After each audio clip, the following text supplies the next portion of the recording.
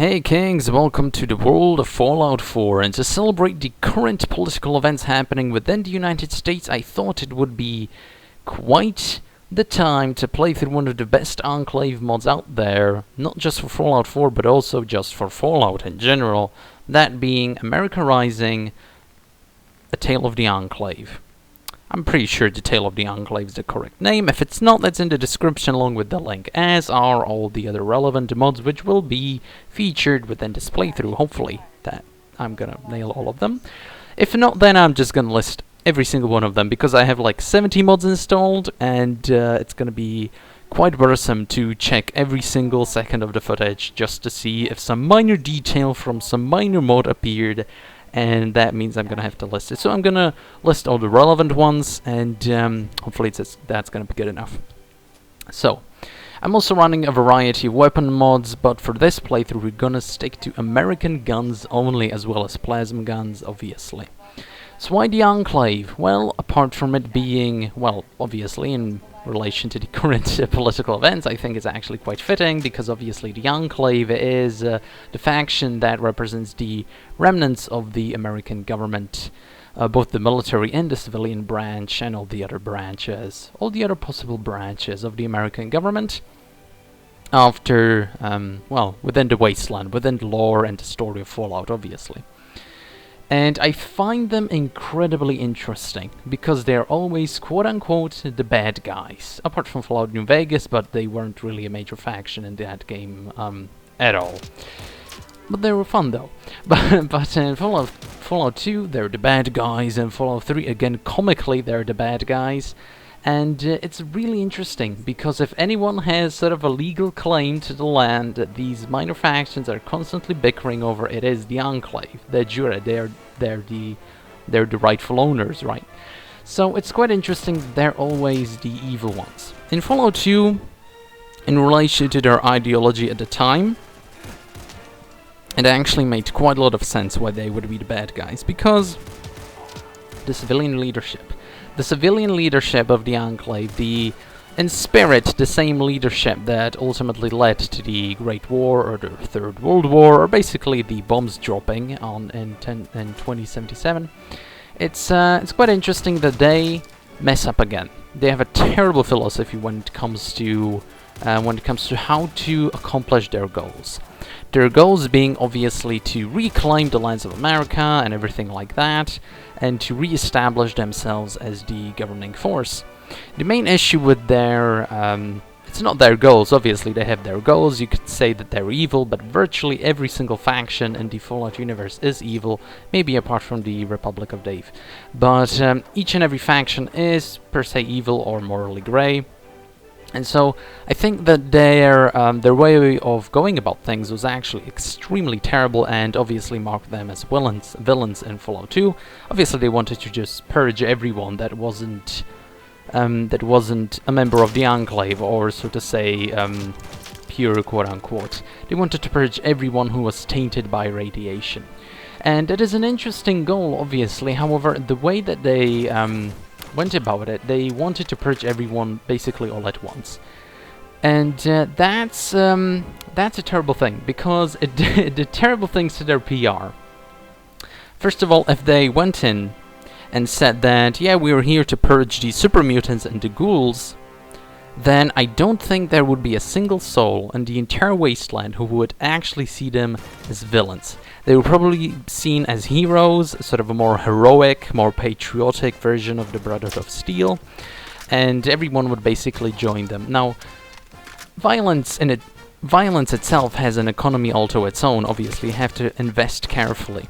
What the Enclave in Fallout 2 did was they were too rash when it comes to their proclamations. They basically wanted to fight everyone, and that's what they got. Against them was a coalition of basically everyone that didn't want them to purge the entire wasteland, and ultimately it led to their downfall. And that is a very bad mistake. So in Fallout 3 I can see that they are the villains. I think it makes sense. However, in Fallout 2 I can see them as being the villains. However, in Fallout 3 I think you see a very interesting fact within the Enclave is that there is a schism within the Enclave itself, between the military branch and the civilian branch. On one side, you have obviously President Eden and his continuation of the purge from Fallout 2, or his philosophy that basically is centered around the purging of the entire wasteland. Very similar to President Richardson and Fallout 2. However, you also have Augustus Autumn, who is more, you see that the military branch actually is very, very mild compared to the civilian branch. And I find that incredibly interesting, because even in New Vegas, when you talk to the the remnants, they also say that they didn't necessarily agree with the civilian branch, the leadership, the political leadership. They didn't necessarily agree with it, but they say that they loved the comrades in the military. So you could say that there's this schism, slowly developing within the storyline of the Enclave. And I find that to be incredibly interesting, because you could also say that something similar is happening to the NCR, but the NCR military simply doesn't have enough firepower to be, oh, here we go. This is actually we're supposed to, okay, here we go, here's the quest. So hold the thought, I think we are about to speak to some very important people.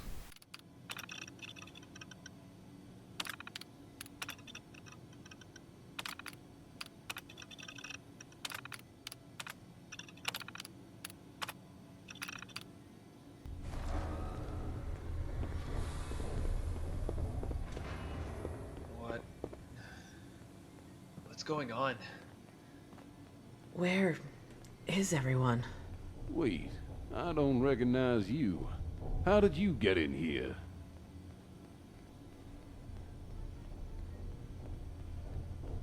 Who are you? General Russell Ward of the United States Armed Forces, Commonwealth of Massachusetts Division.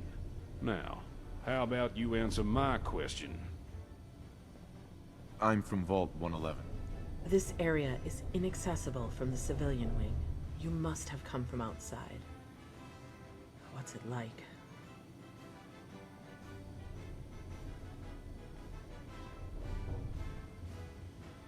Oh, it's a disaster. Hard to believe anyone has survived. It's as I feared. We don't have time for this right now. I need to get to my terminal and find out what's going on. It's just down the hall.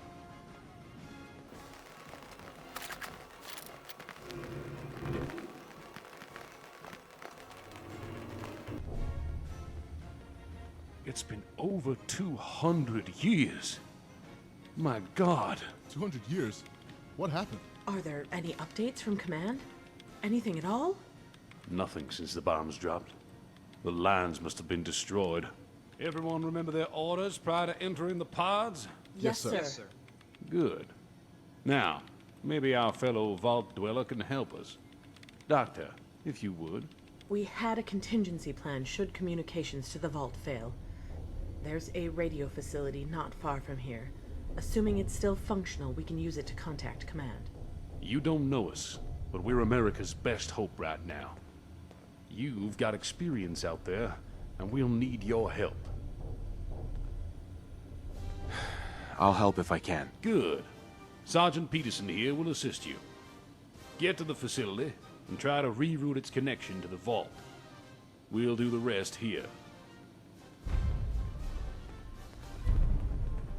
Let's go. Here goes nothing. I just need to rearm first. Okay, very interesting, very interesting. So, as I was just saying, we clearly see that the military branch is actually the one that is a little bit more efficient. And very much so when you take into consideration that the majority of the land of the United States is basically a hellscape now. It's a wasteland. There's nothing except for raiders, and basically the entire wasteland just wants to kill you. So the military is probably going to be much better investment. It's going to be much better off than a bunch of bureaucrats, right? And a bunch of politicians, right? So I think that slowly shifting the Enclave into this more militaristic or a military junta, which still holds the patriotic values, is going to be a very good step. If you ever see another Enclave, big Enclave faction in any future Fallout game.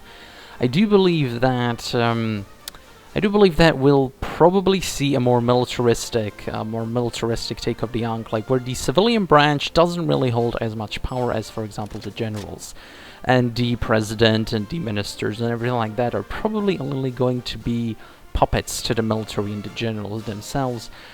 Because if you take into consideration the firepower that the Enclave military actually has, it supersedes the firepower of the Brotherhood by far. The Enclave uses probably the best military gear, as was seen within Fallout 2 and Fallout 3.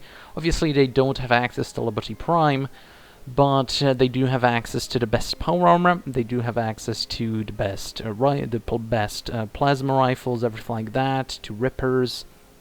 And so, as cool as the Brotherhood is in terms of their power armor and their weaponry in general, I think the Enclave far supersedes them. And there are various theories as to where the Enclave actually is, following the events of Fallout 3 and Fallout New Vegas, obviously. Some say that they're on the moon, some say that they're actually just in Chicago. So I do think that if ever we do see a future Fallout take place somewhere within the region of Chicago, I think it's highly likely that we'll actually get to encounter an Enclave.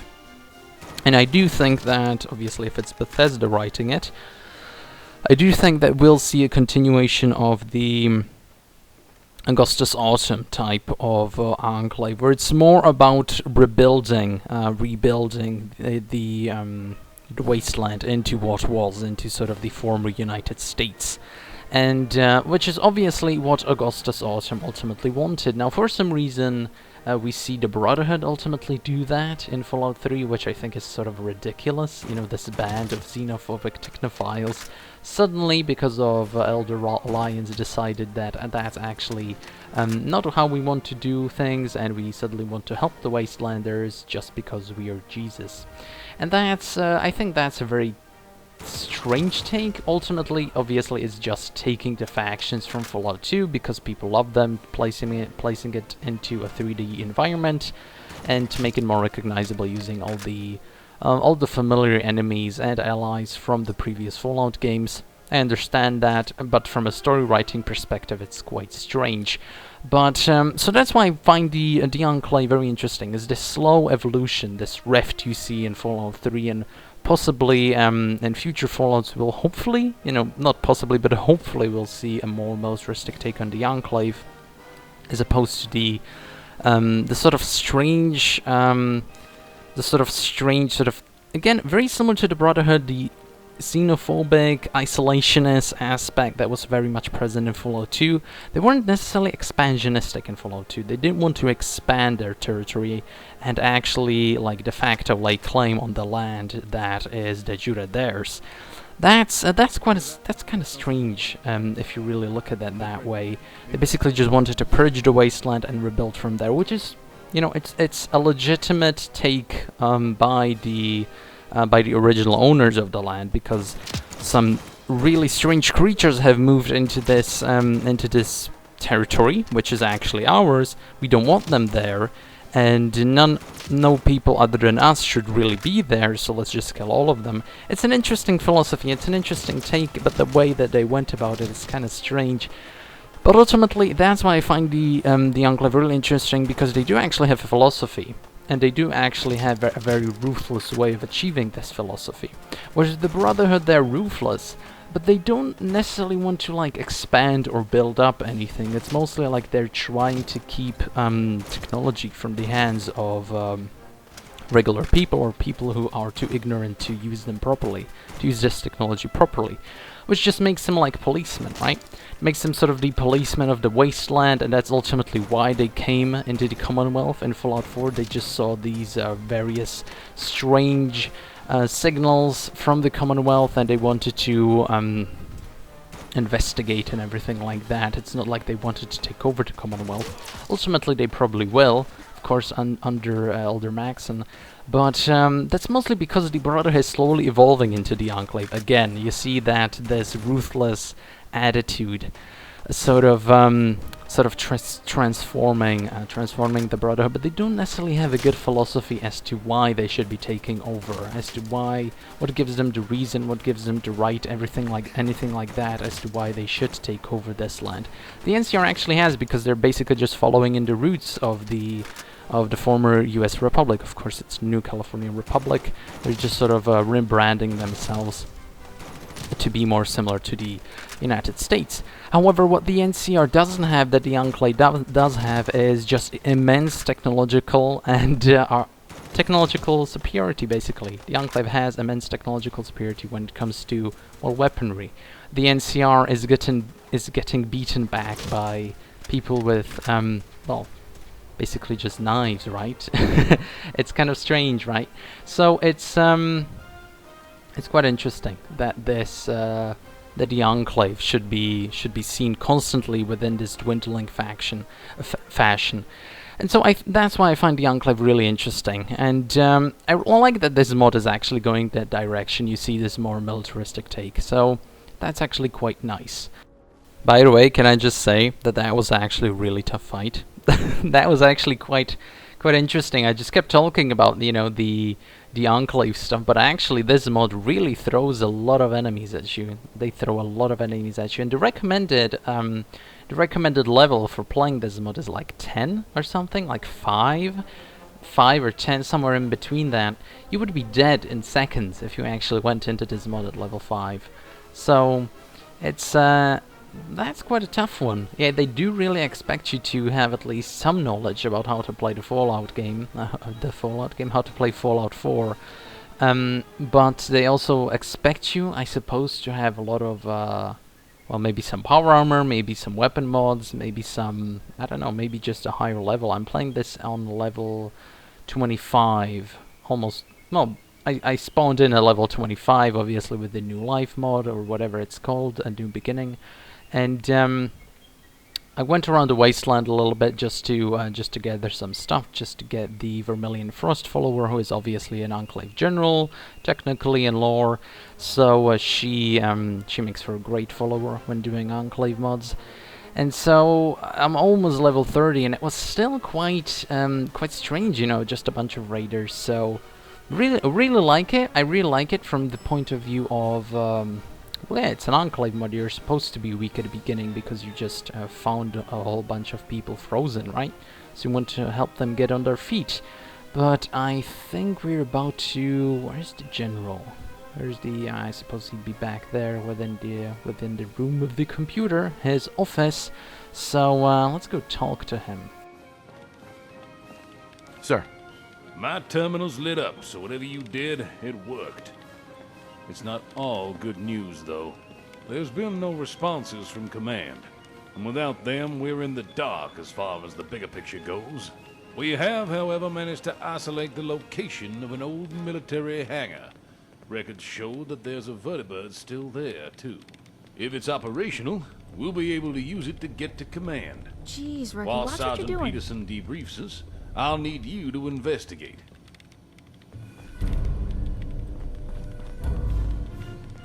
So I suppose at the beginning we're just gonna be gathering a whole bunch of intel for these guys. I mean, if they just asked, I would have said, like, yeah, it's been 200 years, and everything's dead, and, yeah, you probably should trust the guy who's level 30. So, I think, a lot, when it comes to, like, the story of this mod, or the quests and everything like that, the dialogue, the writing, it's almost like you just stepped out of Vault 111 and you're just starting out the game. So maybe like to properly play this mod, you should start the game, level yourself up, and then start doing everything. And it honestly makes sense for the male main character to be actually quite a high level and quite proficient with weaponry and everything like that, because he is a former soldier. Which is another thing that probably limited them in actually making the Enclave playable in Fallout 4, because as a former soldier of the United States, living within the United States, being a former citizen, or still a current citizen technically, I suppose, of the United States, he would automatically, or more than likely, go to the Enclave. as sort of the go-to faction because, well, by law, I suppose you could say that he still holds the values of law and everything like that. So by law, he's still sort of employed by them. He's still employed by the government, by the military, everything like that. So if you're actually going by story, purely by story, then it would almost insanely make sense just to write in the Enclave if you're really making the game be linear. So write in the Enclave, make the guy join the Enclave, make the whole conflict about Enclave versus the Institute instead of the Brotherhood. And the Brotherhood is kind of the Enclave in this game, but not fully. So it's kind of interesting. It's just kind of interesting. So, well, I mean, the writing, the story of Fallout 4 and retrospectively of Fallout 3, much more than Fallout 3 though. I actually really, it's not that I don't like the game, it's just not my cup of tea. I understand many people love the game and that's completely fine. I can see why it has so many people that are really that really enjoy the game. I mean, the atmosphere of Fallout 3 is it's quite something compared to, for example, Fallout New Vegas. It's a completely different atmosphere. Like, Fallout New Vegas really has that sort of rebuilding after the Great War. You know, it's been 200 years, obviously we have cities, we have settlements, we have everything like that. Fallout 3 almost plays like the bombs dropped yesterday, and so now we're in this wasteland, which is, it's quite interesting. It's really, maybe the only match for it would be Fallout 1, but even Fallout 1, I mean, you have Junktown, you have Shady Sands, everything like that, so it's quite different in that respect. But yeah, the story of Fallout 3 when it comes to the factions, it's not something that I'm too happy with. I understand the Enclave being there. The Enclave should actually, I suppose, have its main base within Washington D.C. It's kind of strange that they're actually, you know, they had that whole thing going on the West Coast. That's actually the stranger thing than actually making them be within Washington D.C. But the Brotherhood being there, it's sort of strange. So the optimal story in terms of the Enclave, we're writing an Enclave-centric game here. We only want to talk about the Enclave. Enclave is the only thing that matters. Is that Fallout 3 has the Enclave maybe purging the wasteland or whatever, and you're trying to stop them. And then Fallout 4, it's Enclave versus Institute. I think that would be sort of the best Enclave-centric game series ever. But obviously there are other factions, other things we have to take into account. But even in Fallout 4, I mean, the main character, as I said before, is it's only logical that he would join the Enclave. I suppose in the current base game vanilla, the best second choice is the Brotherhood of Steel. And because they have such a... well, the Brotherhood in Fallout 4 more rather, is extremely Enclave-like, or they're Enclave-light, I suppose you could say. And so it sort of makes sense to join them. But there's so many strange things going on with the writing of Fallout 4, the story in general, that it's, well, obviously the Enclave isn't there. Because you just fought them in Fallout 3, I suppose that would be quite a shame if Fallout 4 had the same story as Fallout 3, which had a very similar story to Fallout 2. That would be quite a shame. You have so many factions and the variety which just go down the toilet. But I do actually enjoy the Enclave quite a bit more than the Brotherhood, because the Brotherhood, as I said before, I enjoy them in Fallout 4. I think the Fallout 4 Brotherhood is actually sort of the best Brotherhood we've seen, because it's sort of a mixture between the xenophobic technophilia, which is also extremely isolationistic, of Fallout 1 and 2, and sort of combining it with the more outwardly approach of Fallout 3, and sort of, you know, making a logical conclusion that this sort of combination would only result in them being Enclave light. And that's, I think that's actually quite interesting. So I do like Fallout 4 Brotherhood, the Fallout 4 Brotherhood of Steel, but I think the Enclave would have made more sense in this case. I don't know, I'm just talking in circles because, yeah, I think the Enclave's amazing. The Enclave, the rightful holders of the US territory, which has been now turned into a ghoulified wasteland, which we have to purge rightfully, right? We have to purge it because well, after all, the male main character served in the U.S. Army. He is a former citizen and everything like that, so it only makes sense for us to join the Enclave, right? I mean, it's completely acceptable. I haven't even met the Brotherhood of Steel in this playthrough, so well, it only makes sense to go with the Enclave. But I would say that when it comes to Enclave mods, so many of them have the Enclave be just this like fringe fringe about to be destroyed or fringe just starting up group, which is, I mean, it's kind of understandable from if you take into account the lore of Fallout 3, but what I would really like the best case scenario for an Enclave mod, I suppose, would be, like, they just come in. Like, that would be amazing. If you had sort of an alternative scenario similar to what you have in Fallout 4, where originally you just meet Paladin Daz and his group, but then you see whichever faction you plan to join, the Brotherhood just slides into the Commonwealth,